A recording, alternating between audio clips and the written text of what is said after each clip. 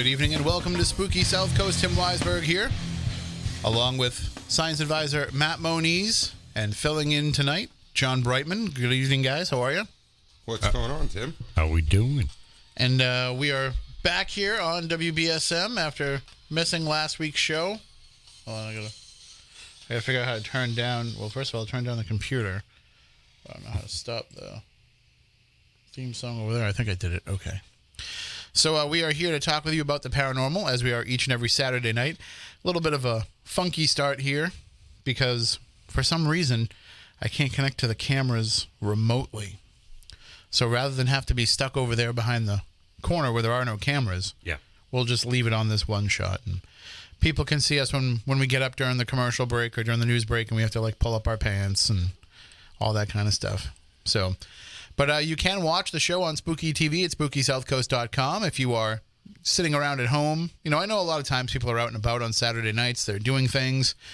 You want to be able to listen to the show wherever you go. I recommend downloading the WBSM app. It's free. And you get crystal clear FM sound of whatever is going on here in the studio. So whether it be Spooky South Coast, or you can listen to some of our other programming during the rest of the week. But it's a really great app. And eventually we'll start doing a little bit more with some of we can send out app alerts to people. And I haven't really put out a lot of Spooky South Coast app alerts, but we can start doing that in the future. Because I'm the guy that's in charge of all that stuff here. So if I want to do it, we can do it. So there's lots of ways to consume the show. But we're glad everybody that joins us.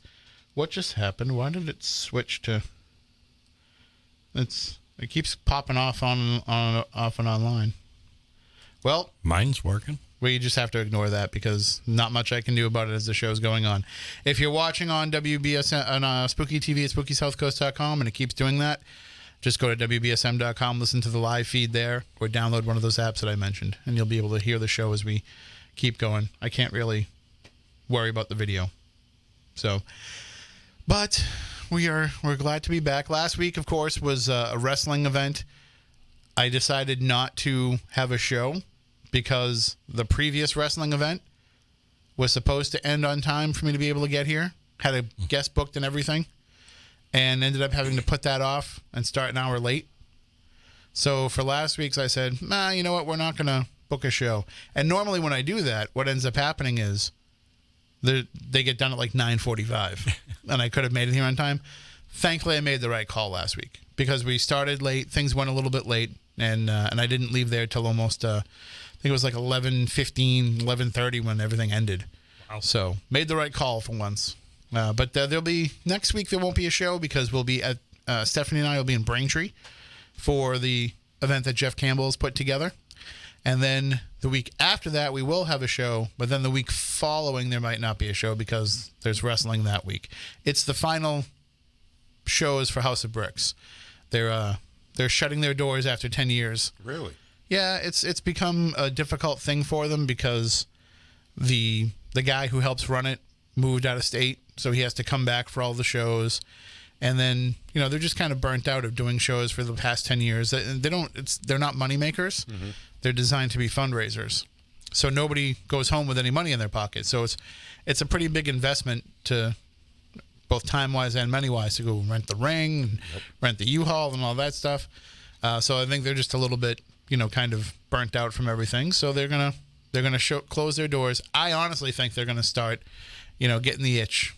Maybe around this time next year, and they'll put on one or two shows, just as special events. But in terms of running kind of regular shows, I think they're gonna be done with that. So where will all the wrestlers go? Well, so the great part about House of Bricks is it's all wrestlers that wrestle all over New England. Oh, okay. And then they come back to do House of Brick shows to give back because Brickhouse Baker helped train a lot of these guys. Mm-hmm. He either trained a lot of the guys that are out there now or he wrestled with them and against them back in the 90s. So what they've done is they've created this culture where he has his little wrestling school where he trains people, and then those guys that are learning, he puts them in the ring with these veterans that he's known for years so that the veterans can kind of be their first experience in the ring. And so and because he's got such a great reputation, he's such a fantastic guy, everybody wants to come back and help.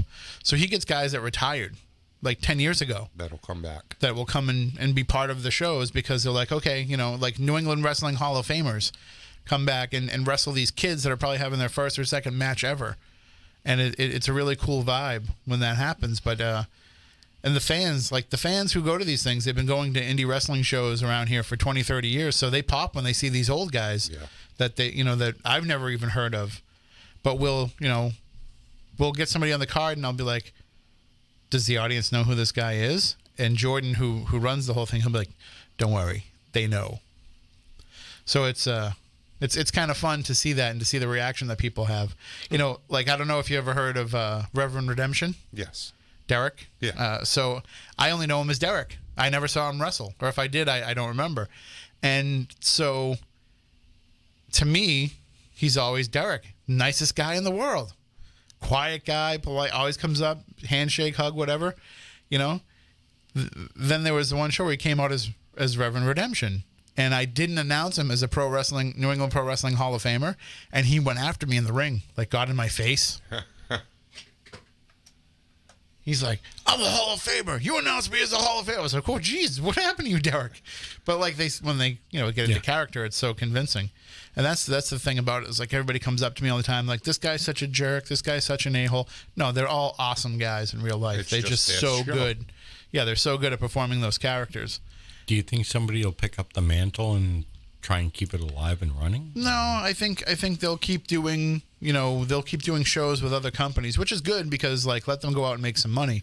Maybe when there's a call for a fundraiser, then maybe they'll come back, or some of these guys will work with other guys and maybe put these, because a lot of wrestling companies are always doing fundraisers. Mm-hmm. Yeah. So they'll find a way to keep giving back. It's just I don't know if it'll be under the House of Bricks mantle. But never say never. They also said November 30th was going to be the last show ever, and then they added a show for December because somebody asked them if they would do a fundraiser. So it's possible that we'll have more of that. But I really, I was hoping that we could do more with House of Bricks. I wanted to do a live show from one of their events sometime. That didn't work out. And then I would have loved to have had some of the wrestlers come in here, but usually they're working on Saturday nights. So it's been a lot of fun. And I'm glad that they asked me a few years ago to get involved. Being a lifelong wrestling fan, it was nice to get a chance to kind of work behind the scenes a little bit and see how it all works.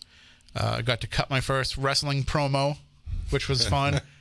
When they said, just grab the camera and go record something. This is right after I'd gotten beat up by the Thunder from Down Under, Michael Foster. They're like, take the camera and go just say whatever you want. And I cut a promo. I went down into, I think, the bathroom, the locker room or something, and I put the camera on top of a space heater, on a radiator, and I kind of hunched down and I looked into the camera, and I started like doing that thing where you point off screen and like, getting real intense with the camera. And I had no idea if it was any good or not. And so I brought it up and I handed it to Jordan. And I said, Jordan, I tried to cut a promo. I don't know if you're going to like it or anything. I won't be offended if you don't use it. I would appreciate any pointers. If you think that it's terrible, tell me what I could do better.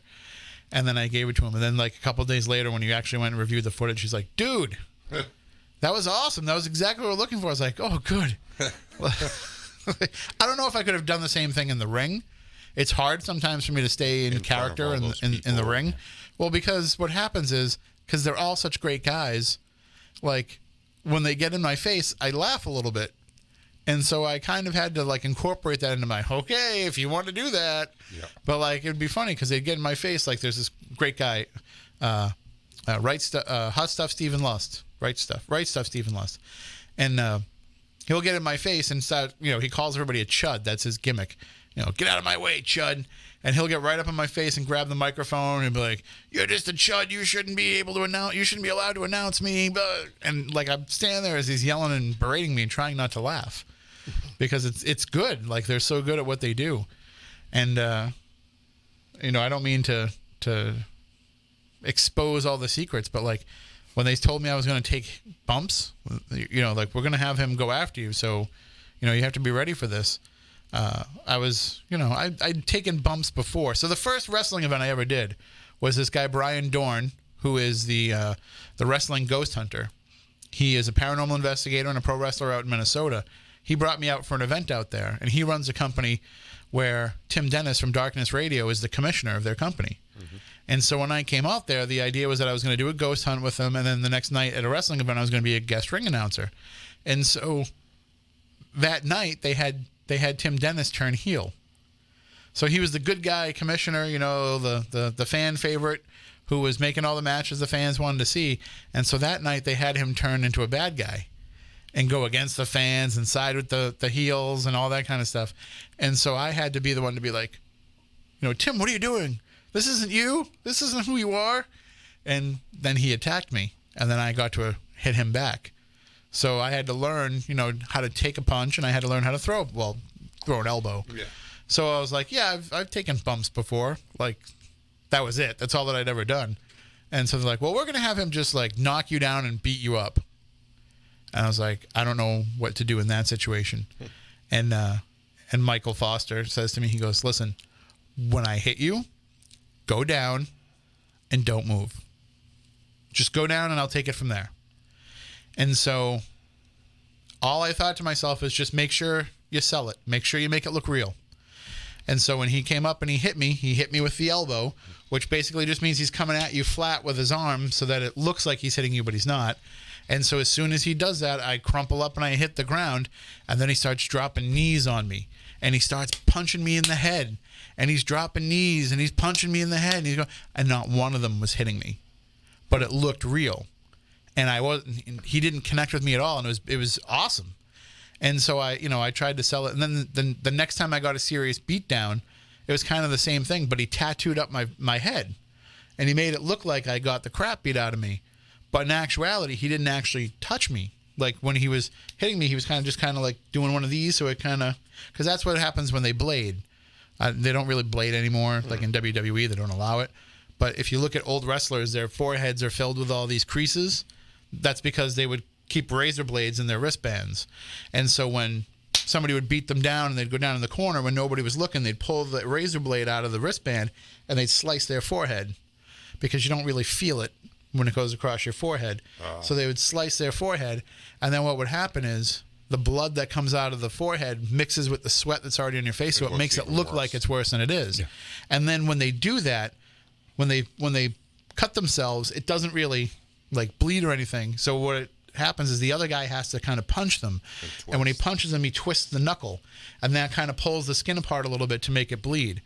And so, like, that's kind of what he was doing, only I hadn't bladed, but he was doing the same kind of thing. So when I got up, it looked like my whole head was, all beat up and bruised and everything. Huh. So it was very, very educational, what I've been able to do in House of Bricks. So that's a couple shows left for fundraisers. Come on out and check them out if you want to do that. But moving into kind of some of the stuff we were going to talk about tonight now, we're going to have a guest on tonight. She was unable to make it because they run a store. Yes. Is that the case?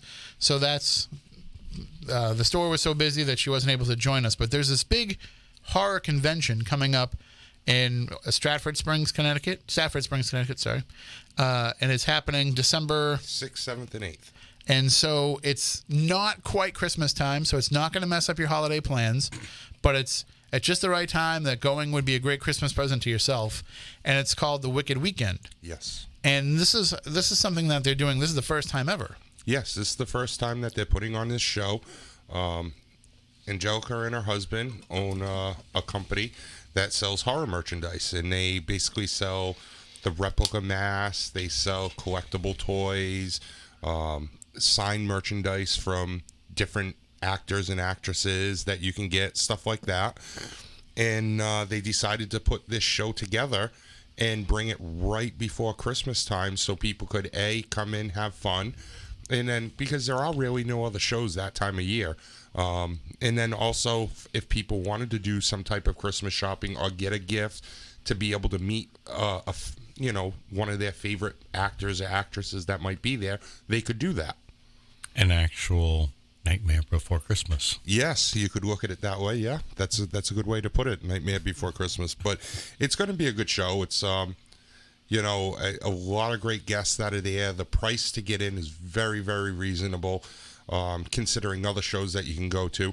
And the guest lineup is great. I believe right now they're at 15, 16 guests that they have going. It might even be a little bit more. I know you're one of them, Tim.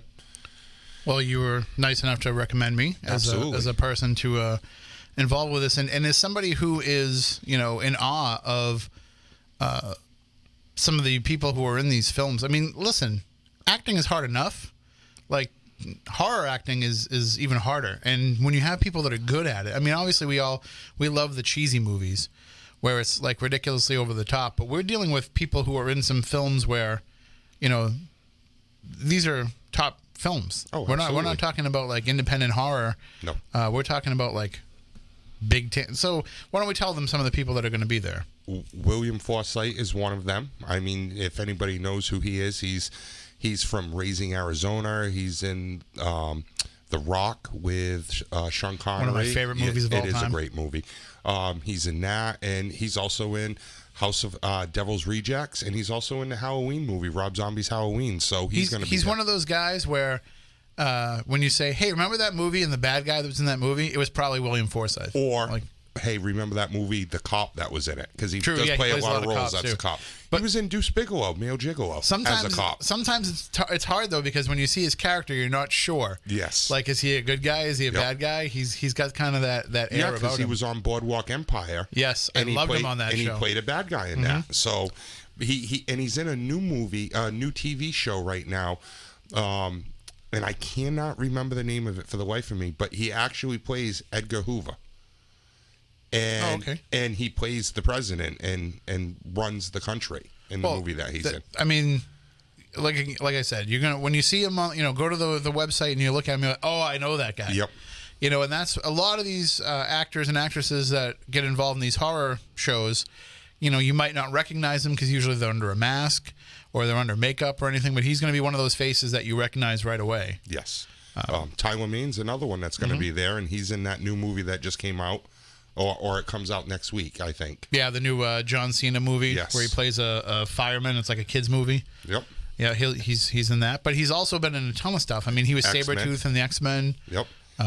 Michael Myers in Halloween, and he's another one of those that you don't really see him in a comedy, and this is going to be like his first real comedy role that he does. I got a feeling it's going to be like a breakout for him too. Yes. Like he's going to get more of these type of roles. Yes, I agree.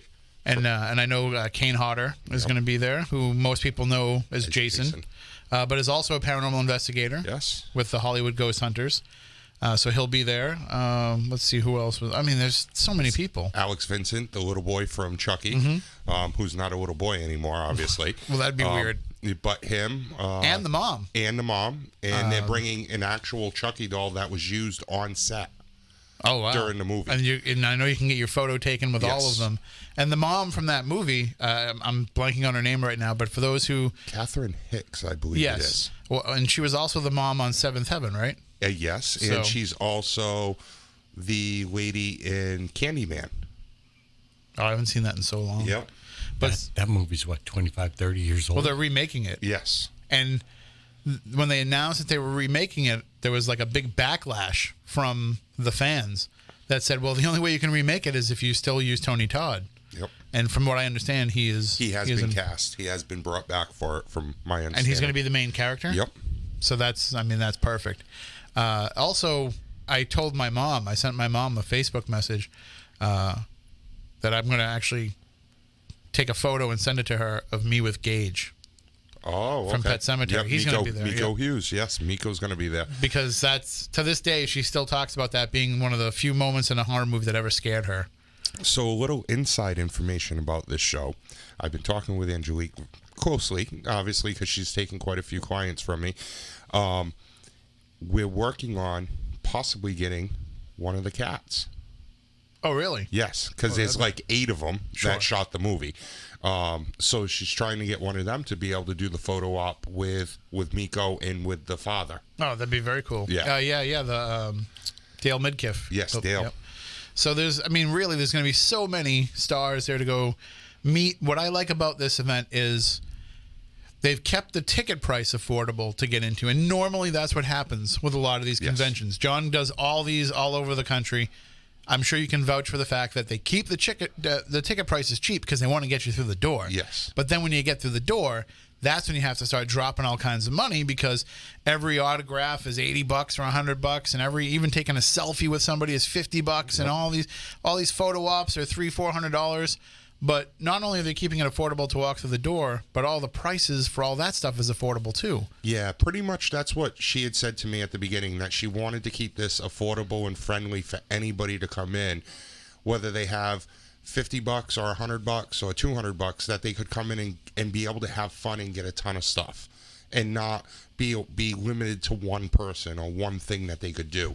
And so far, I mean, she's been able to do that. Her and her husband have got the prices set up right. I mean, you can get a full cast. They're bringing in Rob Zombie Halloween reunion, and I believe there's 6 or 7 cast members from the movie that are there, and you can get a full cast of a full photo op with the full cast for like $150. Right, and just as a comparison, and not to crap on any of your clients or anything, but last weekend was the Rhode Island Comic-Con, yes. and the one photo op that I would have wanted had I gone would have been the National Lampoon's Vacation photo op, Which was $380. Right, almost $400 to have a Yes. picture taken with the Griswold family. Yep. I mean, granted, you're getting 4 Griswolds in the photo, and I saw they had the family truckster there, and Yep, they had the truck there. and they had so- Marty Moose and all that stuff. But still, like, you're talking about basically what you probably are spending on a couple of people for Christmas, just to buy yourself a photo op. Whereas with this opportunity, you could then you're spending a third of that to get a great memorable item, and it's not like you're gonna be rushed through the line. I don't think with this convention either. It doesn't have that feel to it where it's like, all right, next, come on, move along. I mean, you're going to get the chance to kind of talk to these stars, and there's going to be all kinds of great events too, I've noticed. Screenings of different things.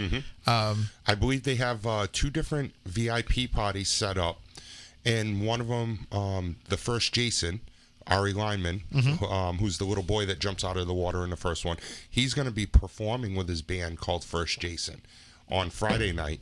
And then I believe on either Saturday night or also on Friday night, they have a burlesque dancer that's going to be performing. I'll be there that night.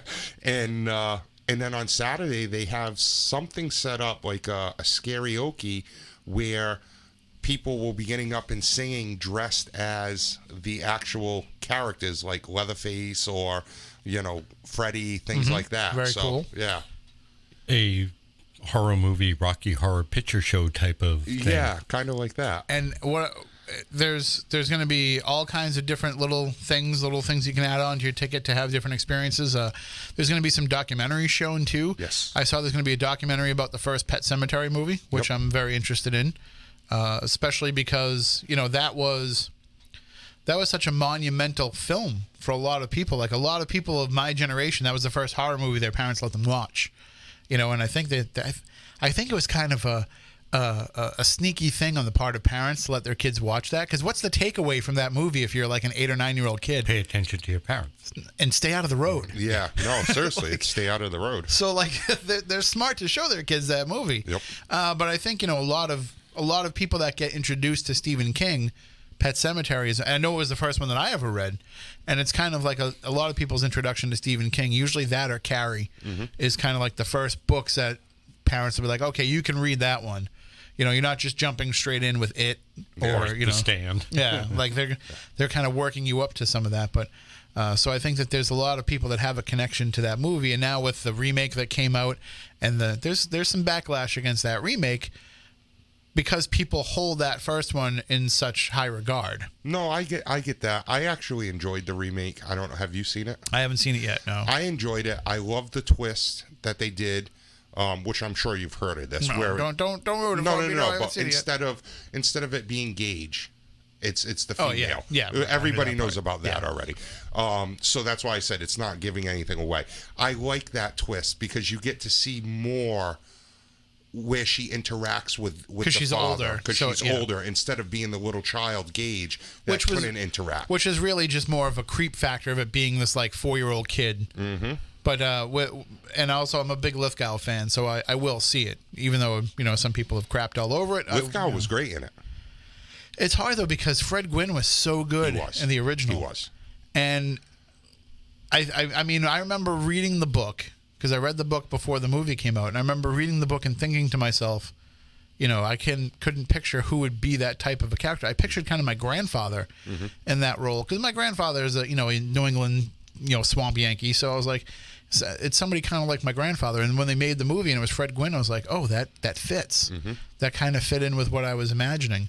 So, and I want to kind of talk about horror movies tonight. I want to talk about where some of them have gone lately. I want to talk about where they're kind of falling short in some regards, because I know that we all watch them. We all look at them differently, I think. Whereas John works with a lot of these people, I think you're watching these from a perspective of, like, you seem to have a really good ability to look at each movie as its own entity. Yes. So when you're watching a Rob Zombie remake of Halloween or Friday the 13th, you are able to absorb that as it is without referencing back in your mind and comparing it to the originals.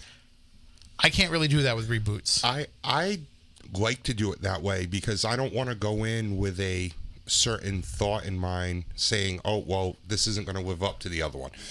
Like when Rob Zombie did the remake of Halloween 1, I liked how he brought it back and showed, and he got a lot of backlash for it, saying that it was not good. But I like how he showed the young Michael Myers growing up, what he went through in life. And a lot of reports online, you see, oh, it's your typical kid that didn't get paid attention and he beat up animals and that's why he became a serial killer. Okay, but nobody ever knew why Michael became a serial killer. This kind of explains it now. But do you feel like by explaining it, he becomes a sympathetic character? And do you want Michael Myers to be a sympathetic character? See, I don't think it did become a sympathetic character. Right from the get-go, you see him. I mean, if anybody hasn't heard it, seen it, I'm sorry, but right from the get-go, the opening credits, you see him slicing up shaving a rat. And literally he ends up killing him because he shaves all the skin off of him. So, I mean, right from the get-go, you see that type of person he is. And then also at the end, though, I like how when they come, they bring all the kids back, the person that plays Laurie Strode, the person that plays the best friend, all that, they bring those elements in. But then on the second one that he does, they almost leave it open so you could see possibly his version of a third one that, when you think about it, John Carpenter never really did a third one because it went into the witch one with all the different masks. Season of the Witch. You could actually do a third. He could do a third one based on Laurie Strode because she gets put in insane asylum and she's locked up in a padded room going nuts. So he could build off that possibly. Well, I recently rewatched the original on Halloween, and then I watched the one that came out last year. So the one that came out last year is a direct sequel to the first one. So you're supposed to pretend that Halloween 2 through whatever doesn't exist anymore, and you're just the continuity is supposed to be the original 1978 Halloween and then the 2018 Halloween, and that's the way that you're supposed to view them. And I assume you've seen the 2018 one. Oh yes. And having watched them literally back to back, I realized exactly what's going on. It's a complete flip, a complete reversal of the things that happened in the first one. Now it's, in the first movie it's Laurie in the closet. In the second movie it's Michael in the closet. And then, it's Michael going over the balcony, and then in this one it's Laurie going up. And so it was, it was kind of well done in that regard. And for those who don't know, who one of the writers was of the 2018 one?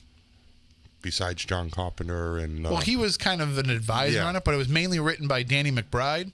Oh, that I did not know. And Danny McBride, yes, I know from all of the stuff that he does on HBO, and he'll always be Kenny Powers to me. But, so, like, they're huge fans of the character and of the series, so they wanted to make sure that they gave it, that original spark. And now there's 2 other sequels coming out to that. So that's going to be a trilogy. So there's... Yeah, they're actually filming part of it right now. I think they're doing both at the same time. Okay. So that they can kind of, pace it out how they release it. But that I think is one of the better horror, we'll say remakes, even though it's a continuation, but that was one of the better ones, I think, of recent years. I think we've seen a lot of movies where sometimes they hit, sometimes they miss. Now, the Evil Dead remake that came out a few years ago, that was something that a lot of people hated until they see the end of it and they realize it connects to the original. Mm-hmm. And I think people love that fan service, that little bit. First of all, like, you can't have Evil Dead without Bruce Campbell. Yeah. But at the same time, like, when you can kind of connect those things and have those continuities, like those new Halloween movies did, the new one did, I think people can appreciate that. I don't really like when we're getting this endless string of, and they did it for a while, like, like the sleepaway camps and the I Spit on Your Graves and all that, where it's like, we're just basically going to take the same movie and just update it because we have better special effects now. Well, did you see they're coming out with another mask, the guy with the white mask there? I can't think of it now. The one with Nev Campbell in it. Scream? Scream. They're going to be coming out with a new Scream movie next year. Yeah, I'm not surprised, but at the same time, like, I think that that's another one of those ones where if they do it, they'll probably find a way to make it like a continuation that refers back to the original. The problem is, not having Wes Craven anymore. Yeah. But there's plenty of examples of where they've totally failed when, like, I would have thought the new Nightmare on Elm Street that came out probably like 8 or 10 years ago now, but I would have thought that would have been a huge hit because you've got a character that people loved when he first came out that lost a lot of his fastball as he became kind of a cartoon version of himself. And we could have Bill Gauthier on to talk about this because he's done essays about this. But when you look at Freddy Krueger and how he started and became this kind of, he went from being the enemy. We're just going to skip the news. We're going to, okay, because we started late, so we're just going to go straight through. He became the kind of the enemy. He started off as the enemy and he became the hero of the story. Like, you went from being terrified of Freddy Krueger in the first movie to you're rooting for him by part 4 or 5, and then they come out with this whole backstory, and then you start to feel bad for him and everything. And so they needed to kind of start from scratch with that character and make him a terrible, terrible person again. And so that's when I find out, okay, that's going to be the point of this movie. And then it's going to be, on top of that, Jackie Earle Haley playing him. It's like, well, now we're talking about something here. Like, this is going to be a real horror movie about Freddy Krueger. And then when it comes out, it was just, I just had the chance back in September to actually meet Jackie Earle Haley. What an amazing guy. And I happened to be in the green room, and we were having lunch, and I started talking to him about the movie. And he himself even said he was a little disappointed with the reviews and all that because he liked the storyline, liked the way it went. He thinks it's just the fans are so excited for the way it was that they were let down because it told too much backstory, he thinks. And it's hard because you have a guy like Robert Englund who is so iconic in that role, but at the same time, I think it's almost like it was a little bit tone deaf too, to realize, like, we don't really want a horror movie about a pedophile in the era that we live in. Mm-hmm. The idea of there being a pedophile is scary enough. We don't need to turn it into, because it is. I mean, it's a much more prevalent issue, and we can argue whether or not it's because people are getting caught for it more, so it's in the news more, so it's out in the open more, that there still could have been just as many pedophiles in the 1980s, but we just didn't, talk about it as much. Yeah. But the fact that we hear about it so much in the news that we don't, and it's so many of the people that we trust. Yes. In the 1980s, when you're talking about, and first of all, they didn't really like come out and say he was a pedophile. No. Like, they danced around it a little bit. But when they come straight out and they say that, you know, in the 1980s, a pedophile was the weird guy that lived down the street by himself that your parents told you to avoid. Yes. You kind of thought that you knew who the pedophiles were. Yes. And then as it turns out, we were very wrong. It was our teachers. It was our priests. You know, and it became such a real life nightmare that we don't really need to have that kind of thrown up in our face. A much scarier movie about pedophiles is Sleepers. And that's, you know, that's based on a true story. Yes. And that's not even a horror movie. But I'm more scared about what happened in that movie than about what happens in A Nightmare on Elm Street. But I think that the attempts to remake some of these horror stories are because you get that immediate visceral reaction from people when you tie it into this original that they have such love for, so that it kind of does some of the work for you. So you don't have to really work as hard in creating the backstory for stuff. One of the movies that I thought was a terrible idea, and when I watched the movie, I thought it was a terrible film. And then when I went back and I revisited it, I said, okay, maybe I was too judgmental, and I need to kind of put it into a different spot. And that was what some people call a remake of Poltergeist, but was actually more of almost like a continuation or an offshoot, a side story of Poltergeist. Because the one that came out a few years ago, it wasn't trying to retell the story. No. It was telling a story of a similar situation to a similar family. Yep. And it kind of can exist one-on-one. And I think they dropped the ball in some points. I think that, you know, how terrifying was it that Carol Ann got sucked into the television in the original Poltergeist? You know, back in that time, absolutely. Right. How many people would not leave the TV on after the national anthem because they were afraid of what would happen when the static came on? And now we have this ability Time where before cable. Yeah. like we can get sucked into our phone. Yeah. Hey, you're giving ideas out. Well, I think if I remember right, I think they played upon that in that Poltergeist movie. They did a little bit. But like that, and I haven't seen the new ones. So. And then they end up using basically they use like the Xbox Kinect to get to the other side. Yeah. Okay. To be able to go and rescue Carol Ann from that dimension. Well, not Carol Ann, but whatever the character's name is. The young girl, yeah. From that dimension. So it was pretty. Didn't they also borrow the idea from one? I think it was an Outer Limits episode. The girl that went across in her bedroom. I think it was an Outer Limits episode. I'm not sure. I know that with in the original. Or was it? That's another thing we can fight about and I'd love to have Chris Balzano come on and fight about this, but we love talking about the nuts and bolts of the original Poltergeist. Yeah. And one of my favorite stories about that is, nobody really knows for sure how much Tobe Hooper actually directed that film and how much Steven Spielberg just told everybody what to do.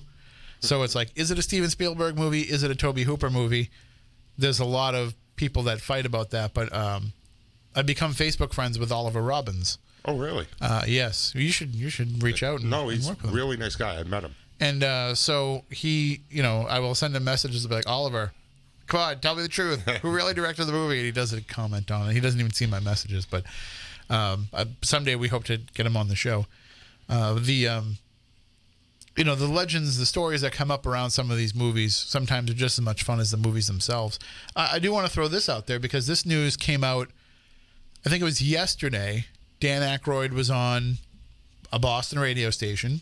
I'm assuming he was out promoting Crystal Head vodka. Dan, if you're listening, we have a liquor store down in the plaza here that sells it. It'd be a perfect tie-in. But they were interviewing him about the new Ghostbusters movie. And he confirmed that all the original cast is back. So this is the first time that we've heard for sure that Bill Murray is definitely involved. We already knew that Aykroyd was involved. Ernie Hudson's come out and said he's involved in it, and then we know about some of the new cast members that are in it too. But I think so. Here's what the way that they've been presenting this is. Okay. Jason Reitman is the writer and the director of it. He's the son of Ivan Reitman, who directed the original. And from what I understand, Aykroyd didn't really have a lot of say in the script for this. He might have given some ideas or given it a once over, but basically the script, from my understanding, that was supposed to be Ghostbusters 3, the original idea that they had, it was called Ghostbusters Go to Hell. And from what I understand, that script got adapted into the video game that came out probably like 6 or 7 years ago now, which is a fantastic video game. I don't know if you played it. No, I haven't. But I had it for PlayStation 3, and I loved it. I mean, you really felt like you were a Ghostbuster running around, but there's a whole storyline about Ivo Shandor, the guy who designed Dana Barrett's building, and the cult that he was part of, and like that's what you're looking into in this story, and you end up going to, you know how in New York they have those islands that there's like uninhabited islands in the harbor in New York. Yeah, one has a prison on it, and one cemetery, and one has an old house that was I think they had like a TB outbreak or something, and they made everybody leave the island, and so basically you're going to that island, and that's kind of like the headquarters of this cult, and so you're like battling all the ghosts and everything. So it was really well done, and so that, from what I understand, kind of adapted that planned Ghostbusters 3 script. So Jason Reitman came into creating this movie from scratch. And they've totally ignored the all-female version of Ghostbusters. And has enough time passed now that I can say that movie sucks? Yes. And people won't accuse me of being misogynist for saying that? It really did, though. Like, it just really, really sucked. I didn't even watch it. It was Bridesmaids with proton packs. Like that, it was just basically setting up every stupid line. Now, don't get me wrong, like it was entertaining to watch, but it wasn't a Ghostbusters movie. It was a movie that they just kind of threw the Ghostbusters concept into. Chris Hemsworth is hilarious in it, though. Yes, he is. But it was really just like, set it up for Kate McKinnon to play a weird character. Set it up for Leslie Jones to make a bunch of funny one-liners. Set it up for... The one thing they didn't do is they didn't make Melissa McCarthy into Melissa McCarthy, which I was pretty happy about. She wasn't her normal self. Yeah, in that movie. There wasn't a whole bunch of like slapstick stuff from her. Yep. And it wasn't over-the-top annoying Kristen Wiig either. So it was a pretty good balance with those two, but...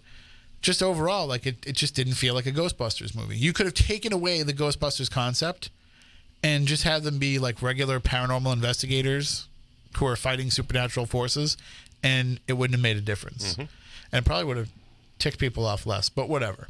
And I didn't dislike the movie because it was women playing the Ghostbusters characters.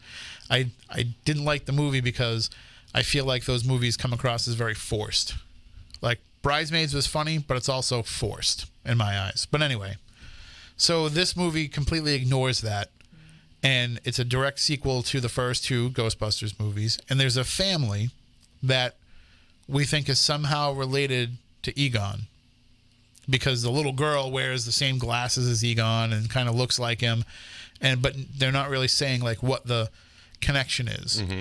And Paul Rudd's in it too. He plays a teacher in the movie that somehow gets involved with the Ghostbusters as well. So, I was shocked that what's his name turned it down. The original guy that was in the first two there. Rick Moranis? Yes. Yeah, he's retired from acting. Well, he was up until last year. He actually has come out of his shell. He did his first ever Comic-Con last year. And and now he wants to get back into acting. But you know what happened? His wife. Yeah, yes. When his wife died, it devastated him. Yep. So, yep. I think I'm not going to count out the fact that I think we're going to see a cameo from him in the movie.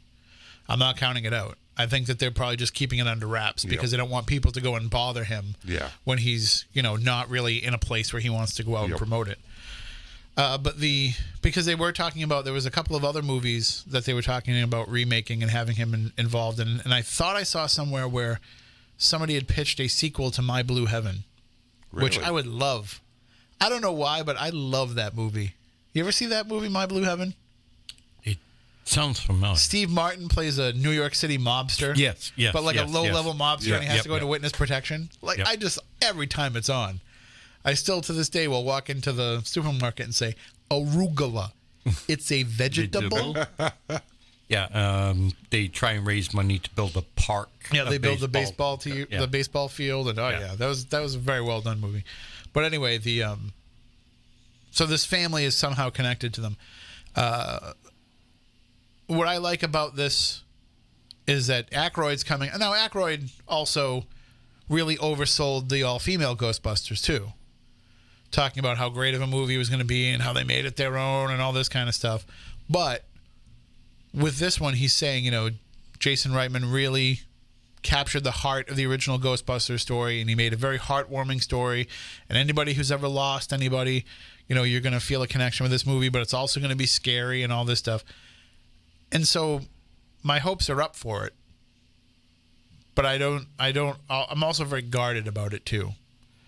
Because there were a lot of people that were disappointed by Ghostbusters too, which I don't get.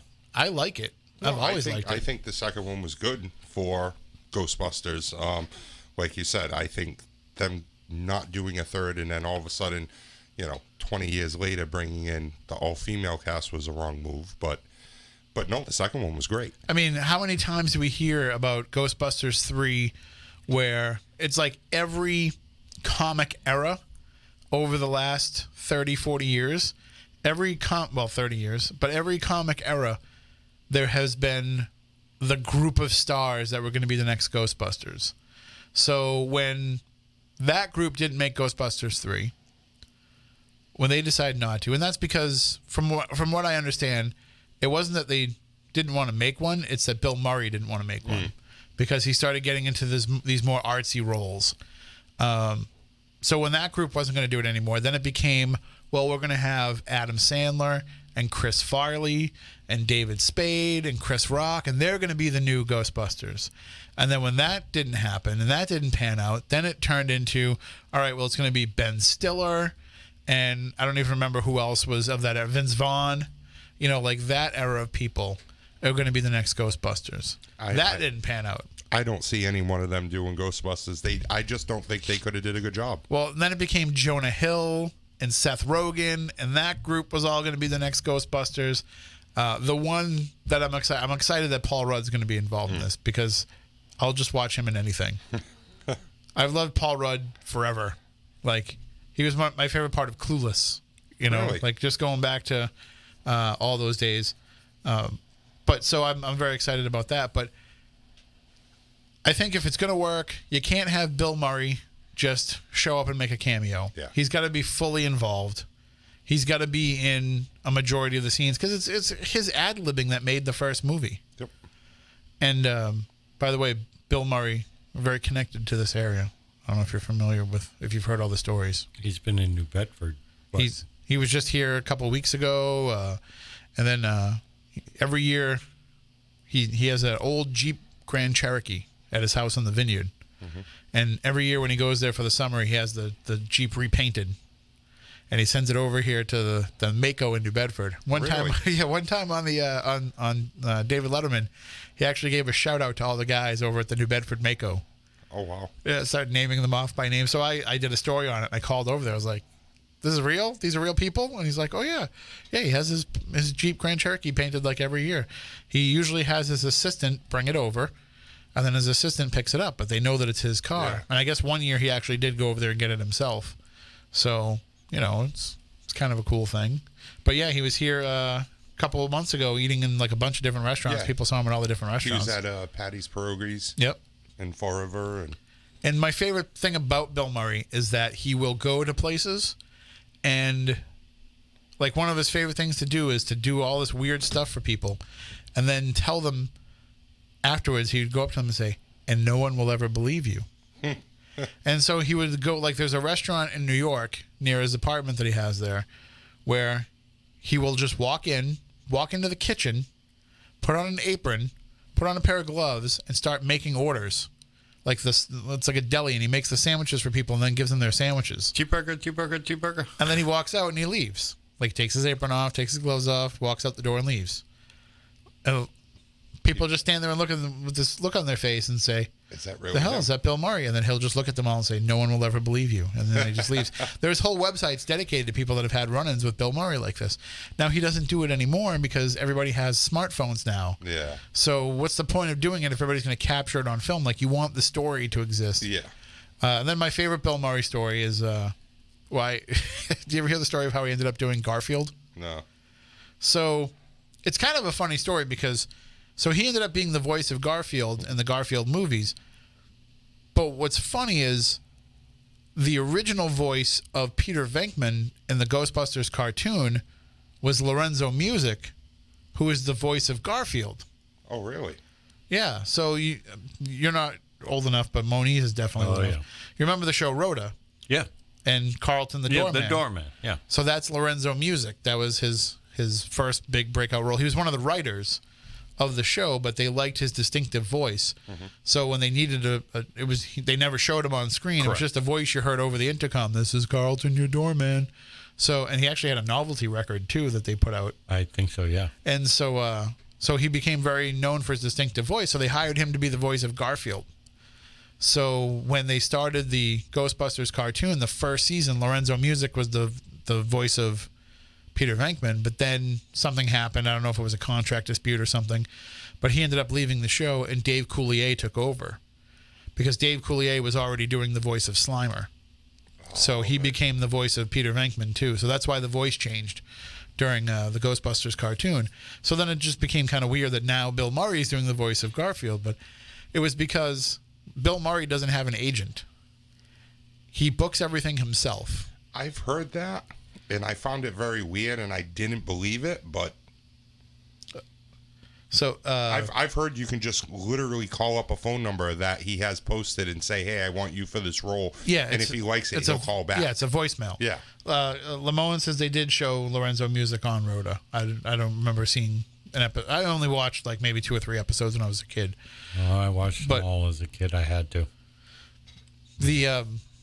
Yeah, he has a voicemail. People leave him the voicemail about what they want him to do, and then he sometimes gets back to people and sometimes doesn't. And he's famously talked about some of the roles that he's missed because he doesn't answer his voicemails in time, or because people will call and his mailbox is full. Mm-hmm. But so what happened was somebody left him a voicemail saying that they had this project for him to work on, and it was going to be directed by Ethan Coen. And so he's thinking Joel and Ethan Coen, the Coen brothers. Mm-hmm. And he thinks he's getting offered a role in a Coen brothers movie, and he's like, I'm in. And it's Ethan Coen, but it's a different Ethan Coen. This one is Cohen instead of just Coen. So that's the story that he tells. I don't know if it's true or if it's just a story that he made up to justify making Garfield, but I'm sure he's happy to take that Garfield paycheck. Oh, I'm sure all the time.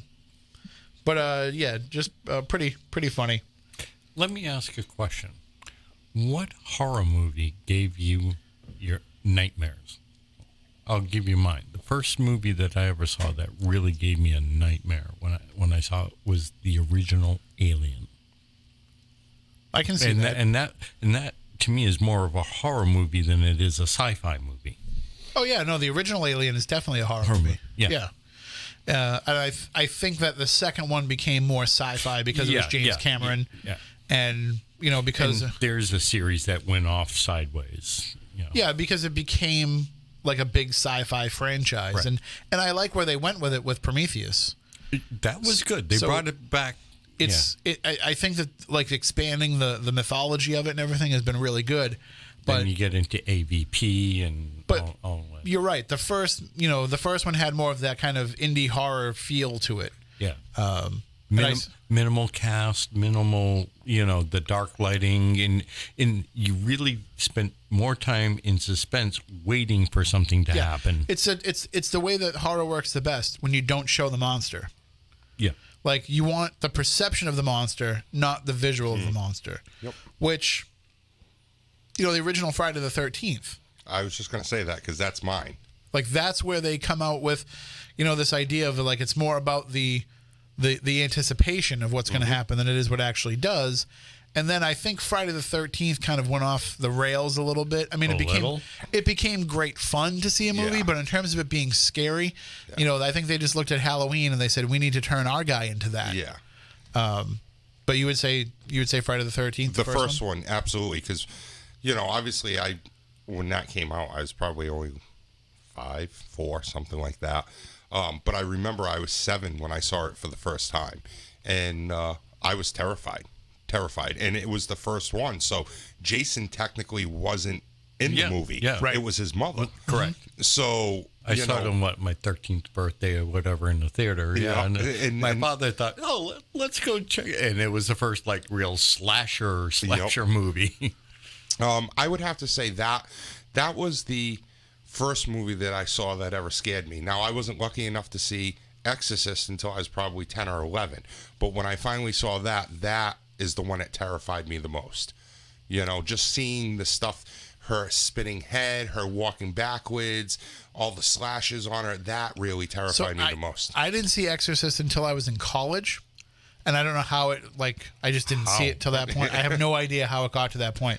My mother would always talk about it, and I think it was one of those things where it was so, blown up by that point that I was like, it's never going to live up to what she's saying. Blown up?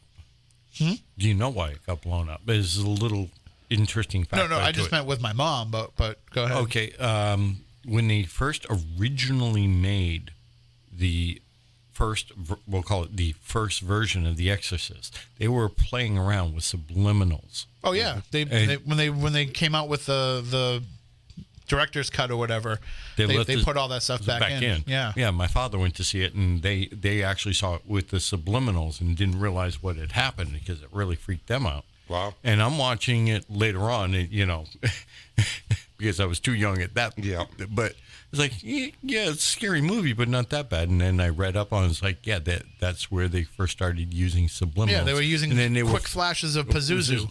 Really? Yeah. And words like this can happen to you. And, it was fast enough that, you know how subliminal works. Yeah.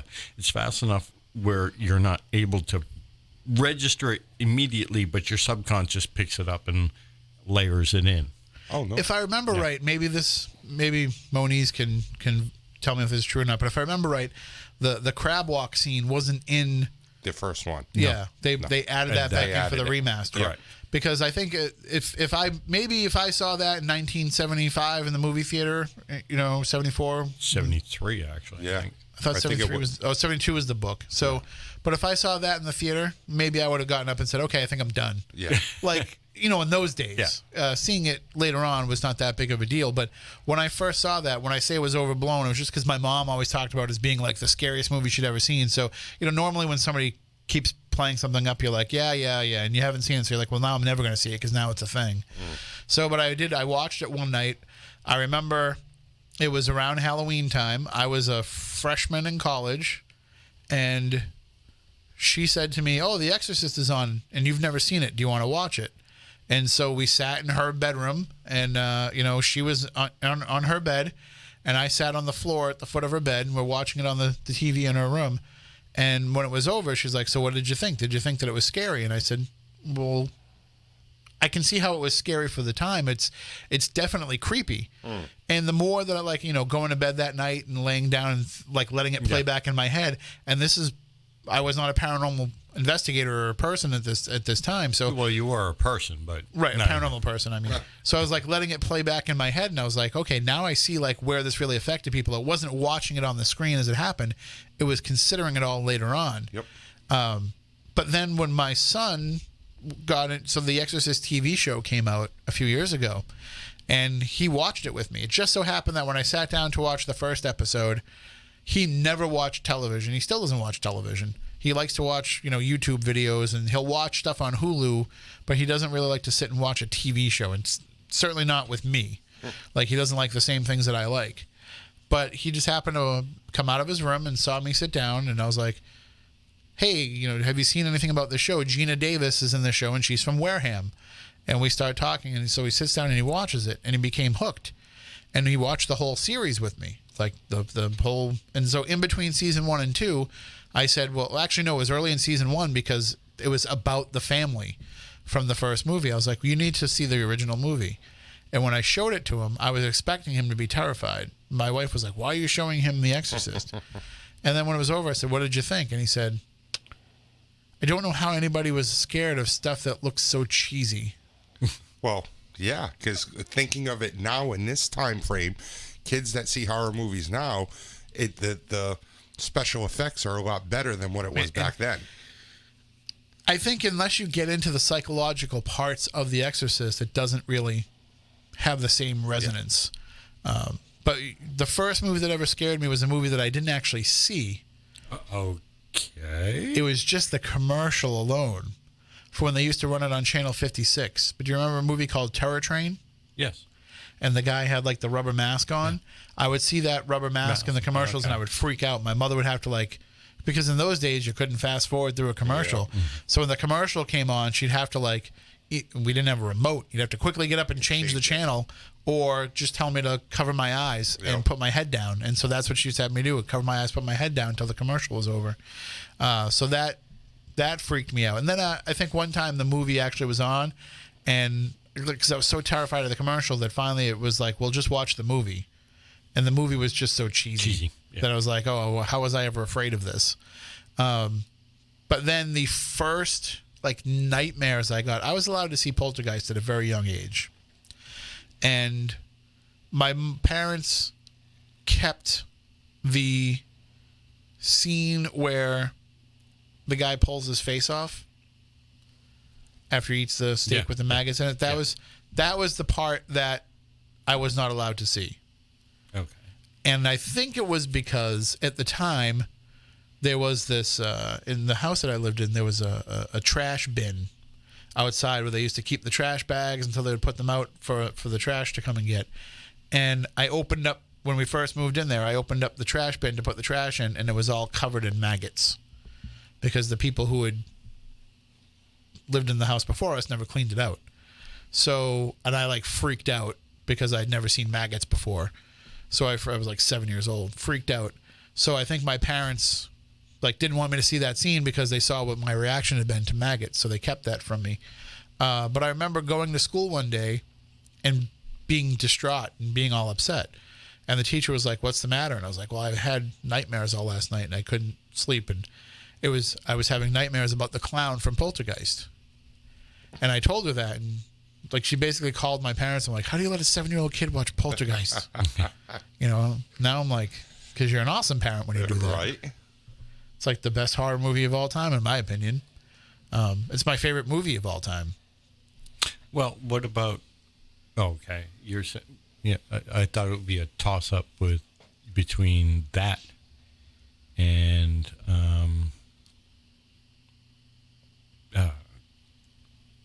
Long Island, New York.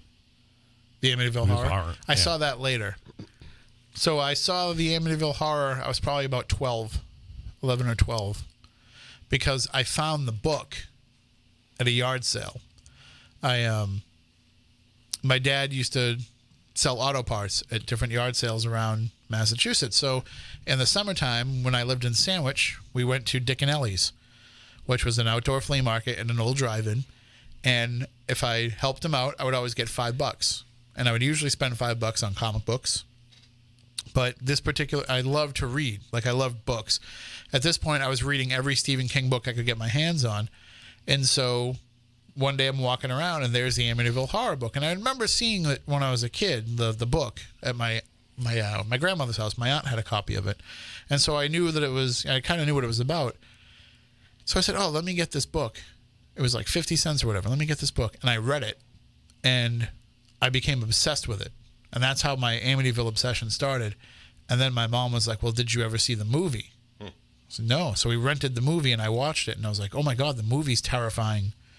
The movie's just as scary as the book. Of course, I reread the Amityville Horror years later and realized what a terribly written book that is. It is bad how poorly written it is. And I must have been so obsessed with the story that I didn't really pick up on it as a kid. To that, yeah. Because I read the Exorcist book long before I saw the movie. And so same thing with Amityville Horror. I read the book first, then saw the movie. So, there were parts of that scared me that, do you know what part got to me the most out of the Amityville story? More than anything? Was when the family wakes up because there's a marching band playing in their living room. Okay. For some reason, that part of it freaked me out worse than anything. Is that in the book? It's in the book, yeah. Okay. Because I was going to say, I don't remember that being in the movie. I think it is in the movie. Yeah. I think there is a scene where they wake up and they hear like a bunch of music playing in the music. Yeah, in the living room. I remember an actual band in the room, but yeah. No, but I think they describe it as it sounds like a marching band coming through the room. That freaked me out. But what freaked me out the most about the story, and maybe I picked up on, maybe people didn't pick up on this in the movie if they hadn't read the book first, because I don't think the movie does such a great job of conveying it through the course of the film. They kind of have to throw it in your face later on so that you'd be like, oh, okay. But in the book, they do a much better job of explaining how George Lutz is becoming Ronnie DeFeo. Mm-hmm.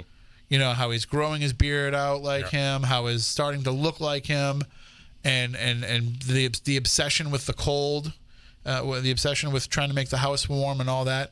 Like, that stuff freaked me out. I think even at that age, I was picking up on the psychological part of the horror more than the big in-your-face scares. Yeah. You know, if I walked into a house and I heard a voice tell me to get out, I wouldn't be afraid. Yeah. I'd be like, screw you. I'm the same way. I wouldn't be afraid. But if something is going to slowly, like, change my personality, to me, that's terrifying. Mm-hmm. You know, that to me is the much scarier part. That goes on to, of course, another Stephen King movie where it takes place in Estes, Colorado. Well, it actually is supposed to be Maine, but the actual movie was filmed in Estes Park, Colorado. No, I think it takes place in Colorado. Does it? Yeah, I thought. Yeah. It's one of the few books outside. that wasn't inside Maine. It's it's outside of Boulder, I believe. Boulder.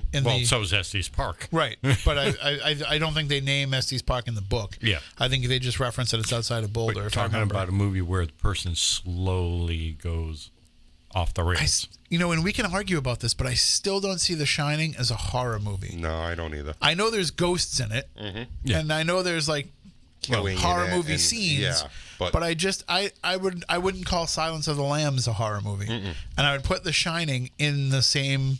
So you're saying it's more like a Psycho? Yes. I don't think Psycho's a horror movie either. Okay, yeah. But Psycho, Silence of the Lambs, that one. The Shining, I think they're more of a psychological type movie, psychological thriller. Yeah, like a thriller like that versus a horror movie. Yeah, to me, a horror movie has to be a visceral reaction to it. Mm-hmm. You know, like it has to be a movie where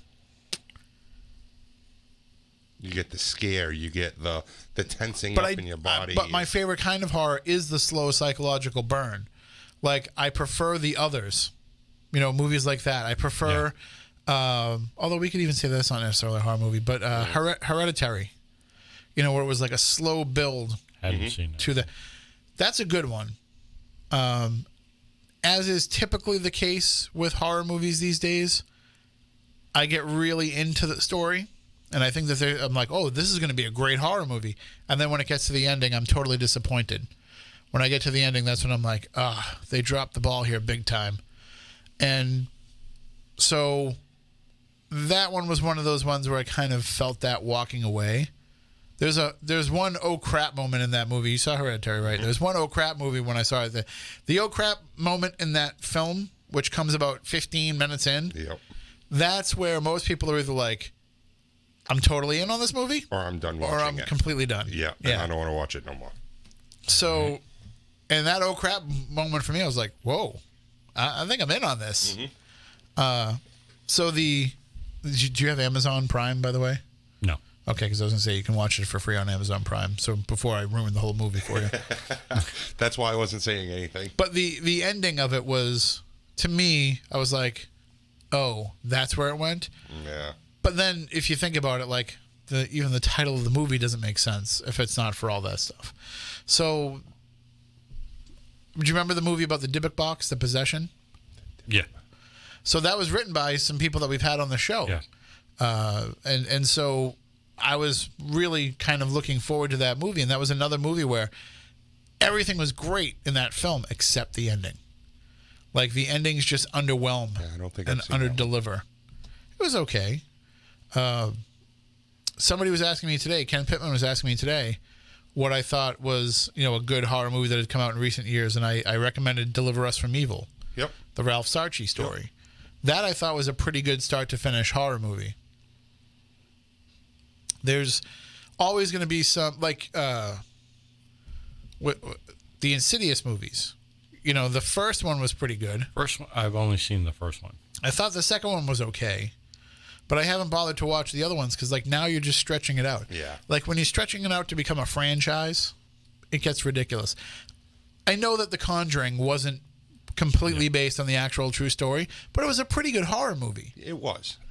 I mean, if you take it for what it is, it's like, okay, I that one's pretty good. But then, you know, the second one was terrible. And it ate away at me at how much of it was not the Warrens, but they made it the Warrens. And I think I watched the first Annabelle movie, maybe. I think I watched The Nun, maybe. I don't even remember because they all just blend together in your head. And then there was another one that came out. The Babadook. I haven't seen that. Everybody was all excited about this movie, talking about how it's like the first great horror movie in a long time. Babadook is witch and no, it's an Australian movie about this character from a children's book that comes alive, and like so the kids like seeing this character from the book like come to life. It's pretty creepy, but the ending of it was disappointing. And like I would have totally been all in on that movie had the ending not just been such a letdown. I'm gonna have to check it out now because I I haven't seen I was it. thinking of. Sorry. There's So you saying before though how the first one of the movie that you really really liked that really scared you, was your favorite? I can't think of which one that Poltergeist? was. No, not Poltergeist. It slipped my head now, but I was trying to think of it. But yet they did a third version that was absolutely horrible, and I just couldn't believe how bad it was. I actually didn't like it at all. I just can't think of it right this second. What we were mentioning before. Halloween, people think the third version of Halloween is terrible, but I loved Season of the Witch when I was a kid. No, Season of the Witch was good. It just didn't follow the Mike Myers. Right. That's why people thought it was horrible. If it was his own standalone movie, like people would have a lot more love for that movie if it wasn't part of the Halloween franchise. Yep. But it makes sense that it's part of the Halloween franchise because it's a Halloween story. You know, John Carpenter said the Halloween story doesn't have to be always about Michael Myers, but people just love the Michael. And I think that's why he worked better. Michael Myers worked better than any of the other like slasher characters because it wasn't supernatural really at first. Yeah. Like it could absolutely happen. And every time that somebody broke out of prison or every time that somebody escaped from a mental institution, there was the possibility that they could be the next Michael Myers. Well, you have the original horror slasher based on real story, Texas Chainsaw Massacre. Mm-hmm. Okay, that preceded almost all of them. But and that was based on a true story. And being based on a true story, that got it's amazing how like underground that movie is. Yeah. How people don't appreciate that as one of the top 4 or 5 iconic horror figures. You know, I mean, obviously everybody's always going to picture Jason and Michael and Freddy. Well, because Leatherface didn't have actually real. Yeah. But he didn't have the pop culture resonance that these other guys did. Yep. And I think part of it is like it's harder to sell that Leatherface Halloween costume. Yeah. You know, it's harder. Like it's everybody recognizes the hockey mask. Yeah. And by the way, you can be Jason for $5. Yeah. You know, and Freddy Krueger was somebody that became a rock star. You know, it was more about that, and he became such a ubiquitous figure. You know that like he's got a TV show. He's got, they were putting out video games. There was all this stuff that was kind of helping to push that underground. That just Leatherface never got that. No. And I think even when they redid the remakes, they never took off really. And I mean, they brought big cast members into those remakes, and they never took off. The one I was talking about before was the Amityville Horror. Oh yeah. When they redid the remake with Ryan Reynolds, what did you think? So okay, I was early in that movie. I was in, when they got to the Hans Holzer Native American bullcrap, that's when I was like, nope, because they wanted to be different from the original movie. Yep. So, and I've never bought into the Holzer research on Amityville. Yeah. I've never bought into the whole Native American connection and the stuff going back to the colonial era. I don't think any of that stuff comes into play. So I was out on it because of that. But until that point, like, I kind of really enjoyed the story. I agree with you. I liked it. I think he did a great job acting in that role. He did portray the acting good. But no, I agree with the ending. It was kind of a little weird with the Native American stuff. I was kind of...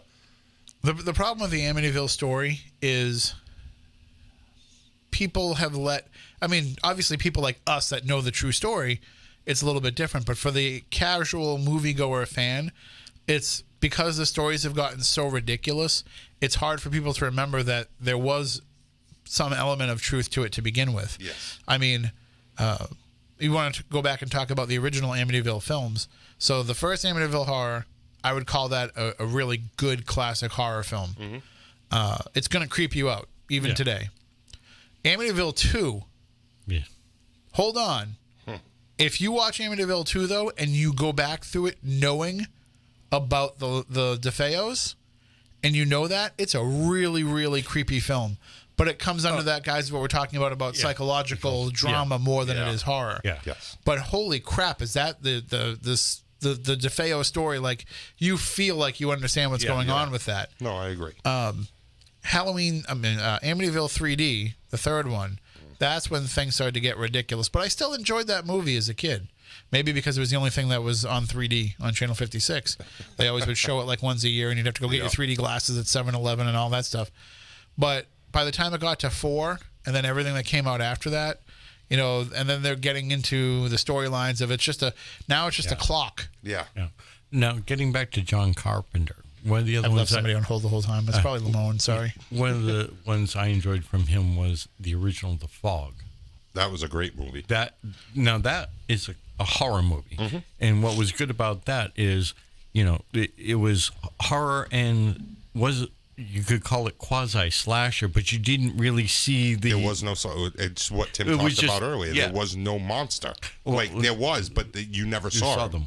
Yep. Well, until the end, that's what it goes back to. This look at the Twilight Zone. Okay, look at it. First of all, the Twilight Zone did a lot of great work. Oh yeah, mostly because they didn't have the special effects. And even if they did have the special effects, they certainly didn't have the budget for a television show to do those kind of special effects. So a lot of the Twilight Zone was built on anticipatory horror, built on, not seeing the monster. So the Monsters Who Do on Maple Street is one of the prime examples of psychological horror. And when you have people sitting around in a diner wondering which one of them is the alien. Things like that. Like, those are the kind, because it shows like what we're capable of as people. And those are some of the best stories that I think that come out of some of these. And it's because that's the real part of it. So even though the supernatural stories might be feeding some of these, it's the real horror of what men can do, and women, but you know what I mean, mankind, what we can do, that is the scariest part of all.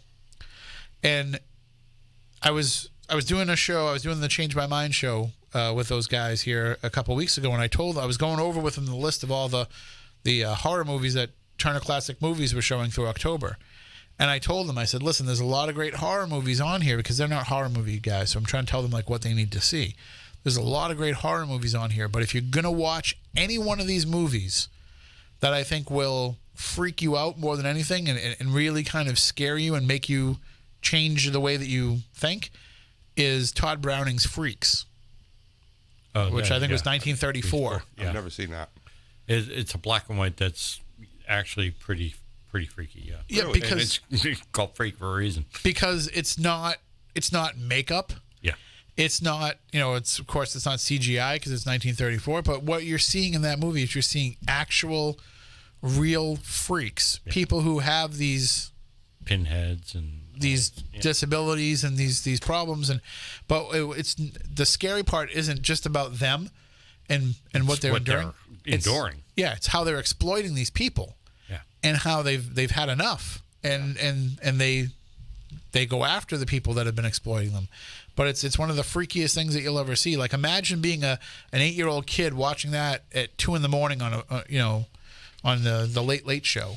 Yeah. That's how I first saw that movie, and I'm glad that I did that. I'm glad that I saw so many of these older horror movies at a time when I was young, in the middle of the night, watching them by myself. Well, what about the old Hammer horror films? The Hammer films don't really scare me that much. Well, they weren't really meant. Yeah, they're more to be like popcorn flick, Saturday afternoon, creepy vibe. Yeah, that kind of stuff. I think with those, it was more like, especially like a lot of them are Edgar Allan Poe stories. Yeah. So it was more kind of like, the classic tale of morality. And even though Hammer is kind of looked upon for some cheesiness in some regard, it was also like they were trying to do somewhat artsy versions of these stories. If you look at some of the movies that came out in that era, especially like the drive-in movies where, you're seeing the giant ants and the giant lobsters and all these different things in all those movies, like, they weren't really trying for the scares. I think they kind of understood what what they were doing. If you got scared, fine, but like they weren't really trying to terrify you. Yep. But if you look at a movie like, did you ever see the movie The Tingler? No. Oh, I recommend this movie highly. Vincent Price. Okay, so you got me sold right now. So he's a doctor, and he is obsessed with proving that there is a physical reason why we feel fear. Well, there is. No. An external physical reason why we feel fear. Oh. He's discovered this thing that he calls the tingler that attaches itself to our spine and feeds off of our fear. So it puts us in these positions where we have to be afraid so that it will feed itself.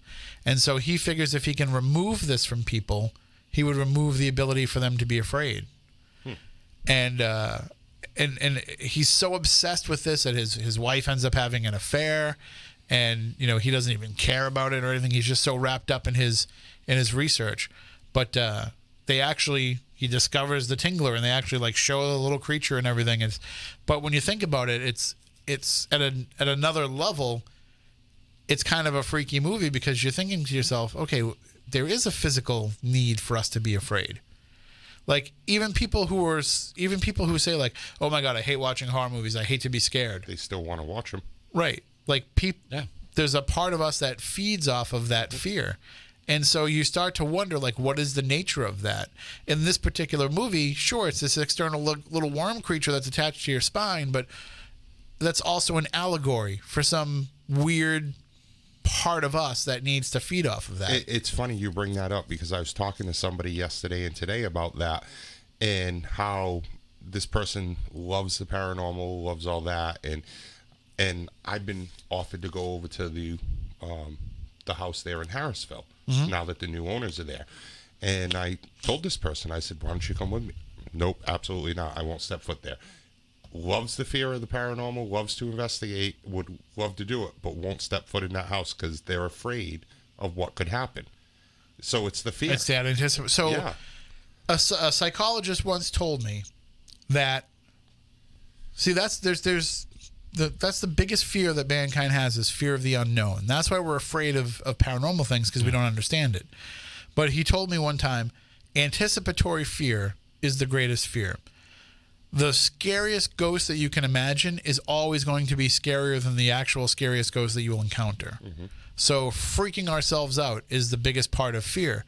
And that's what a lot of these movies depend on, the anticipatory fear. When we're watching the original Halloween, it's not about when Michael finally gets his hands on Laurie. It's about all the times that he almost does. Yeah. It's not, the scariest moments in that movie to me aren't when, we're watching Michael kill somebody. No. It's when she's looking out the window and seeing him in the yard across the street. Or the sitting in the closet knowing that he's coming through the closet Right. in any second. That's the scary Those part of it. those are the parts that scare people. Just to go back to The Tingler for a moment too. So The Tingler was a William Castle film, if I remember right. And William Castle was known for gimmicks in his movies. He was the guy that directed 13 Ghosts, the original 13 Ghosts. That was an all right movie. I'm a fan of it. I like it. I wouldn't call it a horror movie. It's kind of like it's almost like a kids campy. horror movie. Yeah, Yeah, it's a Now, campy. which one are we talking? the original 13 Ghosts. Not with, the one that just came out 5, 6, 7 years ago. There with with the Tony Shalhoub. yeah, and No, Shannon but Elizabeth. that was actually a pretty good movie. It was. I actually It was. enjoyed that movie. That's the one I thought you were talking about. And being a fan of 13 Ghosts, you've never seen the original? The black and white one? There's a black and white one from way back. I knew it was based. But Oh, yeah. I've never Margaret seen it. Hamilton's in it, the Wicked Witch from The Wizard of Oz. So William Castle directed that 13 Ghosts, and he always put a gimmick in all of his movies. And the gimmick in 13 Ghosts, the original one, was when you went into the movie theater, they gave you what they called it SpectraVision. And it was a pair of glasses. And when the ghosts were coming onto the screen, you had your choice. If you wanted to see the ghosts, watch the movie through this lens. If you don't want to see the ghosts, watch the movie through this lens. And all it really was it was like the 3D glasses where they would put the ghost up in blue. And if you had the blue filter on, you wouldn't see the ghost. But if you put the red filter on, the ghost would stand out, So it was kind of like that idea. And people, ate up these gimmicks. And so he put a gimmick in a lot of his movies. And I think for The Tingler, the gimmick for that movie was they put not under every seat, but under like every fourth seat, they put like a vibrating motor. Huh. So that at a certain part of the movie, they would fire that off, and it would go off, and then people would feel it and be like, "Ah!" Because the Tingler, and that's actually where the line "Scream, scream for your lives." That's where the movie that comes from. Because if you screamed, that would kill the Tingler. So it was and he had some other ones too that were really good. There was this one movie, I forget which movie it was, but they had it rigged so that every theater that showed the movie, there was a scene where the ghost would be coming at you on the screen, and so they would have a ghost behind the screen that somebody would have to push up over the back of it, and then it would go on a clothesline, like through the middle of the audience. Really? And fly through and freak everybody out. I love William Castle movies because, he thought that he was, so innovative and scaring the crap out of people, but it was so cheesy that people didn't get scared by it, but it was just good campy fun. And I think the movie Matinee with John Goodman is kind of based on William Castle, and he used to like to put himself in the beginning of all of his movies, like introducing the movie and telling the people about the technology that was involved in it and all that. It's a lot of fun. If you ever watch Sven Gulli, Yeah. he shows a lot of William Castle movies. He's a big William Castle fan too, but I recommend watching all of his movies.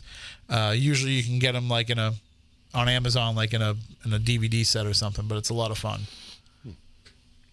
Now, here's a movie that we haven't talked about, and you could probably call it one of the original, horror type of modern, what we would consider a modern horror. Rosemary's Baby. For its time, it was... And that was The Shift. Yeah, yeah. That was the movie agree. that shifted us into, because at the time we had the Satanic Panic anyway Right. going on, and that was the movie that kind of pushed us toward The Exorcist, towards The Omen. Right. And Wasn't that banned, if I'm correct, in Yes. a lot of cities? It was. Mainly down south, I believe. Yeah. and I think, if I remember right, it carried an X rating. Really? Because it was, I think that it was originally given an X rating because of how scary it was. Yeah, it had Not nothing because to it had do with nudity sex. or anything. Yeah. Although I think isn't there some There nudity is in a it? sex scene, quote unquote, Yeah, but it's don't not. they show some boobs in it? It's compared a to Polanski. compared It's a to Polanski film, Yeah. so they must. Yeah, I was gonna say not like there's anything. Now, that's something I didn't know. He was the director of that. Yes. Yeah. I had no idea about that. And then right after that is when he wound up getting in trouble and Yeah, getting and it to- took off overseas. Right. But this was, so you know where that movie was filmed? No, Rosemary's I do not. Baby. No, I do not. You know where it was filmed? I thought it was California. No, it was filmed in the Dakota Building. in New York, where John Really? Lennon lived when he was killed. They filmed it in the Dakota building, or maybe that was what they used for the external scenes of the of the movie. But that's part of the reason why John Lennon bought his apartment there. So, but anyway, there's that's part of all these horror movie curses that comes from that spate of movies. I did not know that. So the thing about Rosemary's Baby is it started to push people into looking at the devil as being a viable antagonist in these films. Because before that, like, you had some movies that talked about the devil, but it was some of those Hammer films more than anything. And it was always that cheesy, Yeah, this was like really not only about the devil, but about mankind worshiping the devil and welcoming the devil. I haven't seen that in so long. I got to go back and watch it. I don't think I've ever watched it start to finish. I think I've seen it in bits and pieces. I've seen all the scenes, but just never straight through start to finish. Yeah, I'll have to go back and watch that and see it start to finishing. It was filmed, 1967? I think it came out in 69, I think it came out. I think it came out just before Sharon Tate was murdered. Yeah. Because Polanski was like the big star director at the time. Which, speaking of which, did you guys see Once Upon a Time in Hollywood? No. I have not yet. I'll just say this much about it. I really didn't like the movie until the ending. It was like the opposite of the way I feel about horror movies. Like, I was kind of like, it was okay, but I was kind of like, what's the point? What's going on here? Until the ending. Then I was like, oh, that's an awesome movie. So, not giving away the premise of the movie, but there's a new movie that just came out that was on Netflix, and it's about the Polanski murders and everything. And I can't for the life remember what the name. The Haunting of Sharon Tate. That's what it is. And it just came out, and it already sounds cheesy. No, it's really not. Believe it or not, I know I thought the same thing, but it was actually pretty decent. It's a flip on what you would think. The ending was a little bit cheesy. I was kind of surprised at how it ended. I don't want to give it away in case anybody does go watch it. But it talks about the murders. It shows stuff throughout the murders. Can you just slide the microphone in front of you a little bit? And yeah, it shows the murders, talks about the murders, and it has a whole different flip on the whole idea. And the end is pretty crazy how it is of how it ends. But it's was it filmed at David Omen's house? I don't know. David Omen wants to come back on the show, but I don't know if we're going to have him. I don't think it was. I don't think it was. I really don't think it was. Well, I'll have to check it out. You have to check it out. It's pretty interesting. Speaking of which, we didn't really cover this, but in talking about some of the resurgence of horror, I think The Haunting of Hill House, speaking of Netflix, I think that's done a huge service to getting people back into horror. Did you watch that? I mean, no, but it was fantastic. And they're working on the second season now, which is going to be a different family in a different house, but they're saying it might tie into the original, to the first season somehow. But I mean, did you see it, John? Oh, yes. Yeah. I mean, it was really well done. Yes, very, very well done. And it was very much those psychological anticipatory scares. I think the whole season, there's only one jump scare in the whole season, and it's a damn good one. No, it is. It's very, very well done. I have not gone back and rewatched it though, so they recommend that you watch it once through to really absorb the storyline and everything going on, and then you go back and watch it because there are ghosts all throughout the series. Yeah, and you pick up on some of them as you're watching it, but you miss a lot of them because you're involved in the story. So they recommend that you go back and watch it again. No, and just I saw the series. Look for I all the thought it ghosts. was actually pretty good. The second season, though, like they're saying that, like they're even going to up the game even more. So hopefully that carries through. Let's just clear out these couple of calls and then we'll call it a night. All right. Good evening. You are on Spooky Southcoast. Let me make sure I get everything set up here. It should be good. Good evening, gentlemen. What's going on? One of your friends here just mentioned about going over to Rhode Island with the new ownership. You and Phil were just talking about that Tuesday. Yep. Yeah. Corey and Jen had invited me to come out there, and I know Phil wants to go over there and check it out. So maybe we can work it out. The problem is where they're going to run into some issues is right now they're just inviting their friends over. Mm-hmm. And so that's okay. The problem is going to be like if they try to turn this into a money-making venture, because it was purchased. First of all, it was purchased with a VA loan, which Corey was very open about here on the show when he talked about it. And I know there's some limitations with what you can do with a property that you buy with one of those. Yep. But also the neighbors aren't going to let them turn this into a place. Tourist stop. Yeah. So if they really do plan on living in the house, then, and it's just their house and people are going to come over and hang out and investigate, that's a different story. But if they try and turn this into some kind of a money-making venture, they're going to have a problem. And already some of the residents are a little bit upset about what happened with Ghost Adventures coming there and filming. So even though they weren't the first TV show to film there, Ghost Hunters filmed there years ago. But many years ago, many, yeah. Almost a decade and a half. Ghost Hunters, the original that was their first season. That was actually, I think, was one of their season first. One? Yeah. Well, it's okay because Norma changed her tune right after that. So, but yeah, hopefully we'll get over there at some point. Hey, I crisscrossed with a friend of mine from high school the other day, and it was weird because a few days before I hadn't seen her in a long time. I thought about a conversation me and her were having. Do you guys ever remember hearing about in the mid to late 80s the Beast of Truro down on the Cape, about 3 murders? Yes. 2 bodies were found in a partial. Yep. Well, the guy that in the early 80s, the state police and the DA thought... They found them on a beach, right? Yes. Yeah. I remember the Provincetown stories. I don't remember Truro. Yeah. It was called the Beast of Truro. Yeah. Was it the same story where they found the woman on the beach? They found a series of bodies, yeah. Yeah, I thought I thought they found a torso in Provincetown on the beach.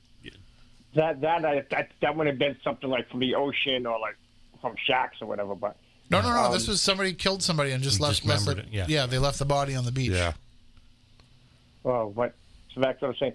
So this girl, after Union Hospital here in North End of Fairhaven, for a short time, it was a private name. It also had a psych unit. And they had this guy, and his first name was Ken. And they were checking this guy out, and he was there for psych evaluation. They had him under continual watch and stuff. I saw her the other day, and I said, how long did he end up staying there? And she said about 3 weeks. And one night, in the middle of the night, I was working a double. It was like a skeleton shift. She's pun the phrase. And she said, 3 state troopers, a couple of people from mental health came in. I took this guy in a van, and they said they would take him to Bridgewater. And she says, I tracked it and tracked it and tracked it. Never seen anything anywhere about it. I thought, how interesting. She was just on my mind 2 days before. No, that is pretty weird unto itself. Yeah, yeah. Like 30 years later. Yeah. Well, listen, I used to fish out of P-Town when I was a teenager. I stopped questioning the universe about stuff like that, though, so... Stephanie taught me that. She's like, no, that stuff happens on purpose. I'm like, okay, whatever. I guess I'll just accept it. Roll with it. Yep. Hey, gentlemen, thank you for a nice show. All right, thanks. I'll have a good night. Yep. And speaking of weird things about people being in this area, have you ever heard the story about when David Koresh was in New Bedford? Yeah. Like, supposedly right before he moved to Waco, he was here for a while working as a music director for some church. And so the bus that all the Branch Davidians took to Waco, he bought it here. In New Bedford. Really? Yeah. When my old man owned a delivery service in New Bedford, we were up on Orchard Street, and him and his followers used to eat at the, there was a little, we'll call it restaurant run by students at the high school. And he came in there with a bunch of his followers, and they used to order food and take it out all the time. Now this restaurant, or it wasn't really a restaurant, it was more like a cantina thing, and it was run by special needs kids and stuff like that. Well, they had some of them working there just to get them used, but it was close to our office, so we used to grab cheeseburgers and whatever and bring back. But yeah, he was there. So the story, I think a caller called up and told the story here, where the bus that they drove there was like this like terrible gold color. And so he was fixing the bus, he was working on it, and he asked this guy to give him a ride to the hardware store. And I think the guy said it was an NHD back in those days. I don't know if you remember those old hardware stores. So he says, all right, or he was going there and everything, and he asked to bum a ride with him, and he went there because he was going to get paint to paint the bus. And when they were listening to the radio on the way to the store, the guy had on Neil Young, and it was Heart of Gold. And when he walked into the store, Koresh saw over in the clearance paint section this gold paint. So he thought it was a sign that he was supposed to paint the bus gold. Huh. So he bought that. If I have the story right, if I remember right from when the caller called in, but just freaky stuff that, right before he goes out there, he was here, of all places. That's pretty crazy. That movie on Netflix that I was telling you about, The Haunting of Sharon Tate. Yep. I had to look it up. It's got Hilary Duff that plays Sharon Tate. Oh, okay. I like Hilary Duff. And no, Not as an actor, but she does an actual good role as Sharon Tate. You got to check it out. all right, I'll give it a watch. You got to give it a shot. I will. We'll take one more call here before we go to. You had said something about Netflix. I was going to say something else, and I forgot. So We'll take the call. maybe it'll pop in my head. Good evening. You're on Spooky South Coast. Hi, it's all fun and informative. I'm sorry I tuned in later than I did.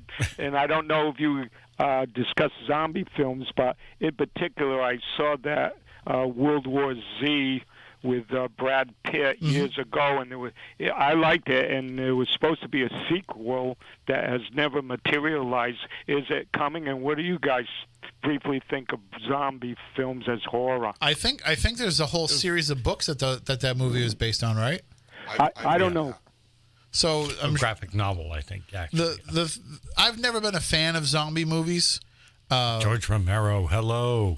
I've never liked zombies. I consider them a separate subversion of horror, in my own opinion.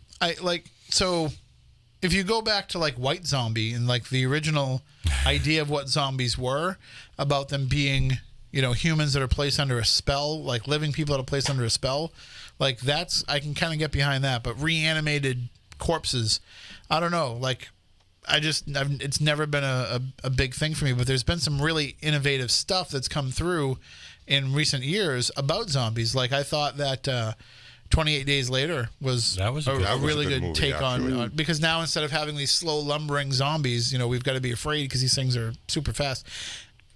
And even though it was a comedy and not a horror movie, there was and this is the plug because we have a little connection with the guy, because when the book first came out, he came on Spooky South Coast. We were one of his first ever interviews. The guy's name was Isaac Marion, and he wrote a book called Warm Bodies. And that book got turned into a major Hollywood movie with John Malkovich and Nicholas Hoult and Rob Corddry. And that movie, I thought, was a great take on the zombie story, because for the first time ever, it told us a zombie story through the eyes of the zombie. So even though it's like a love story, like a teen romance kind of thing, it was a pretty cool take on the zombie story. I'm going to read about that one. That sounds interesting. Yeah, it's kind of like it's a little bit of a comedy, a little bit of a romance movie, but at the same time, like, it's cool to see like what the zombies are going through. It's all these zombies living in an airport. Yeah. And they, he's like, why do we get up every day? Why are we just roaming around like this? It's like all of his internal thoughts. And, I'm trying to say my name, but I can't say it, and all that kind of stuff. I thought that was kind of interesting. Is that zombie interest over now? I don't think so. I think it's going to keep going. Still going. The vampire films, that seems to have attenuated. Yeah, but they always make a comeback. And there's going to be a new series about Dracula.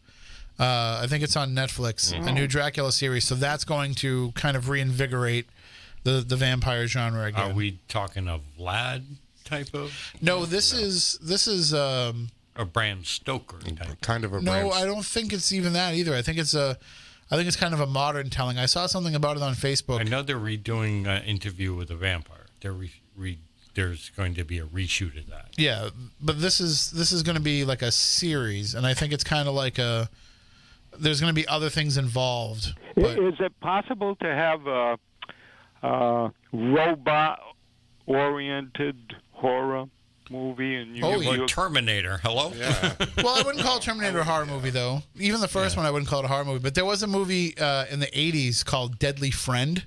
Okay. That was a Wes Craven movie that was about a robot that turns on people. and And- it's scary. What about It wasn't. 2001. what about the that's more of a computer? But Yeah. What about the mechanical hand from Nightmare on Elm Street? Remember on the hand's a mechanical hand now when it comes to life and starts killing people. Oh yeah. I mean, I suppose. I think anytime you have the possibility for AI, people get freaked out by that, and that can be enough to scare people. But yeah, that movie Deadly Friend. It was. Let me just expound on this for a moment. It was a Wes Craven produced. I don't know if he directed it, but he produced it. Just to give you an idea of what we're dealing with in this movie, it starred Matthew Laborto from Little House on the Prairie, and Anne Ramsey from Throw Mama from the Train and the Goonies. So that's what we're dealing with when we're talking about it's a horror movie. It's like barely a horror movie. gotcha. Well, I'm going to write down Deadly Friends and Warm Bodies that you recommended. And thank you guys. What a conversation. You're going back and forth. And it's all intelligible and fun and informative. So thank you very much. Do it again because there's Absolutely. so many movies you guys could comment on even more fully. So let me ask you a question. Do you have do you have the internet? The internet? Yeah. Do you watch YouTube? No, I'm a victim of ID fraud, and there's 70 of me out there. Oh no. Yeah, Well- so I'm under an order from the Postal General Inspector of Providence to stay off computers because it would proliferate suspects. Believe it or not, they believe there's a 50% chance that my and others' IDs are usually stolen by letter carriers to a third Oh, wow. party. Well, unfortunately, I was going to recommend there's a show that we do here on Monday nights with myself and Nick Fryer and Wesley Sykes where we just talk about movies going back and forth. But What time? It's on. Well, it's on different times on Monday nights, but you can only watch it on YouTube. Oh, that would be listen to it on delicious. podcast. Yeah. Well, thank you very much for what you did tonight. Do it again. We will. Thank you very much. Good night. Take it easy. And Gary in the chat room just mentioned Frankenhooker. Yes. And I'll Yes. never forget that movie just from seeing the box at Blockbuster Video. If you walked by the box, it had the button on it. When you press the button, it would say, "Want a date?" Yep. I was actually just with them, the cast members from Frankenhooker, about maybe a month ago. They were at a con signing autographs. What a great group of people. All of them Have you were. ever met George Hardy? No. So George Hardy is the guy who was in Troll 2. Okay. Now, I'm sure you guys have all seen the original Troll movie, Yeah. which was not a bad movie. It was one of my favorites when alright. I was a kid. And I've gone back and I've rewatched it, and I'm like, it's not a horror movie. It's a fantasy movie, but it's it has its charms. Troll Kind of 2, like Leprechaun. yeah, but Leprechaun at least is like straight up horror. This is like Troll was kind of more like it's like a storybook come to life type movie, even though there's some scary elements to it. But the Troll 2 was a very badly made sequel. And it's about a family that moves to a town called Nilbog, which is goblin backwards. And it takes them most of the movie to figure that out. But anyway, there's like this cheesy scene where the kid's looking in the side view mirror of the car and he sees the sign that says Nilbog and it says goblin. Oh my God, I get it now. But My God. it's very, very bad. And there was a documentary that came out a few years ago called Best Worst Movie because people consider Troll 2 to be the worst movie of all time. And so it's developed a cult following, and people will go out to midnight screenings of it. And this guy, George Hardy, was the actor who played the dad in the movie. And it was like, I think it was like the only movie he ever made. And then he went on to become a dentist. So like now he's just, Dr. George. But he started going to some of these conventions because people love the movie so much. And it's all about like, it's a great, great movie because like you love the fact that like, here's a great comeback story for this guy and everything. But it has this one line in it where the dad's yelling at the kid and basically like the town is, over the top being hospitable to them because they're going to eat them. So, but they're being like really like nice to everybody. And the kid naturally is suspicious because it's always the kid that figures it out before the adults. And the kid's like naturally suspicious and he's being mean to all the trolls. I think it's because like his grandfather warned him about Nilbog. Like his grandfather's ghost came and talked to him about it or whatever. And This all sounds familiar. I think it's I've so seen this. bad. And then so George Hardy says to him, he goes, they're just being hospitable or something like that. He goes, and you can't piss on hospitality. I won't allow it. I think I've seen this. So yeah, if you ever see George Hardy at a convention, like everybody makes him like deliver the line. Yeah. So, but yeah, it's just popped into my head. Best worst movie. See that? You don't have to watch Troll 2. Like, in fact, I watched Troll 2 after I saw the documentary because I knew that it existed, but I had never seen it. And you get everything you need out of Troll 2 just watching the documentary. But yeah, best worst movie. I highly recommend it. All right, I think I'm just reading some of the comments in there. Gary, next time we do this and we talk horror, cheesy horror movies, we're definitely going to have you call in and be one of our co-hosts. But I think we've probably milked this enough for tonight. Again, no show next week because we'll be at a fundraiser for the Braintree Historical Society. We'll be back the week after that. So you can always get our archives from iTunes, from Spotify, from Stitcher, wherever you get podcasts, you can find the Spooky South Coast podcast. We thank you all for listening and for checking that out. Send us an email if you're listening around the world. Let us know who you are, where you're listening from, how you listen. Just send us an email, spookycrew@spookysouthcoast.com. That's how you can get a hold of us at any time. And you can, of course, follow us on social media, on Facebook, on Twitter, on Instagram. We're all over the place. So until next time, for Matt, for John, for the other Matt, for Stephanie, I'm Tim. We want you all to stay spooktacular.